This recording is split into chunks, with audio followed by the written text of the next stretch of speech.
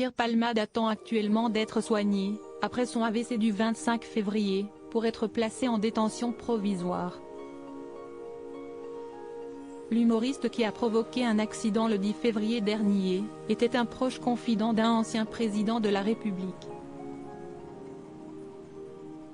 L'affaire Pierre Palmade fait la une des journaux depuis presque 3 semaines.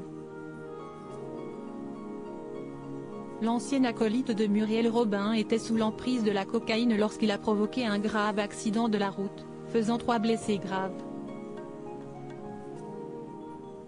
Parmi ces derniers figure un père de famille, qui souffre de multiples fractures, son fils, qui a été opéré à de nombreuses reprises, et Mila, la belle-sœur du conducteur, qui était enceinte au moment des faits, et qui a perdu son bébé depuis.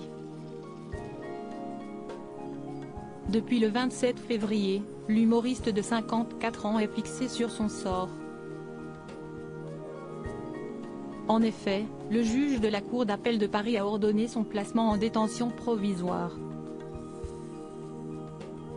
Comme l'a rapporté RTL, c'est à la prison de Fresnes, dans le Val-de-Marne, que Pierre Palmade sera détenu.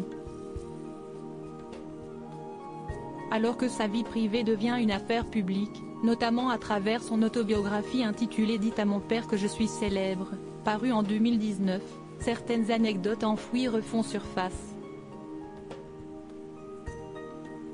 Je l'appelle beaucoup lors de mes matinées fatiguées. Dans son autobiographie, le comédien rapporte des anecdotes liées à sa prise de cocaïne.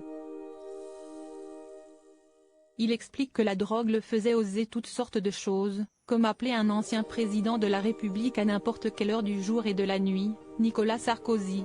Très patient, l'ancien maire de Neuilly-sur-Seine, a longtemps été le confident de l'humoriste. Je l'appelle beaucoup lors de mes matinées fatiguées. Sous coke on peut donner l'illusion d'être à jeun au téléphone, et du coup j'évoque avec lui des idées qui me tiennent à cœur, écrit-il.